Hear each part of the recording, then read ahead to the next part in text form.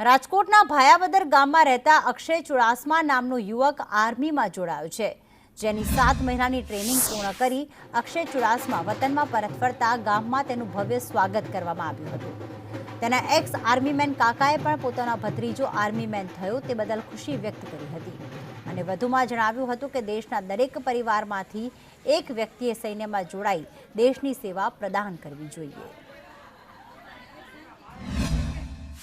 7 મહિનાથી આપણે જે ટ્રેનિંગ થઈ પૂર્ણ કરીને પરત આવ્યો છું અને જે મિશન સિંદૂરનું જે થઈ રહ્યું હતું એમાં એમટી ડ્રાઈવર મતલબ કે એએસસી આર્મી સપ્લાયર કોર્સ તરીકે જેમાં મારી નિમણૂક થયેલી અને તેમાં સપ્લાયર કોર્સમાં જડબાતોડ આપેલો જવાબ છે।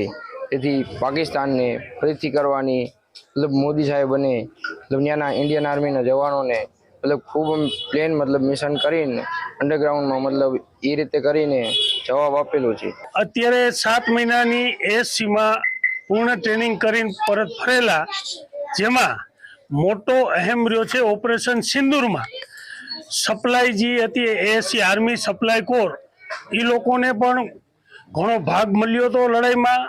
એ લોકોને કામ પણ કર્યું અને ટ્રેનિંગ પૂર્ણ થયા બાદ વતનમાં અહીંયા આવ્યા ત્યારે અમને બહુ ખુશી મળી ને અમે એનું ખૂબ ખૂબ સ્વાગત કરું।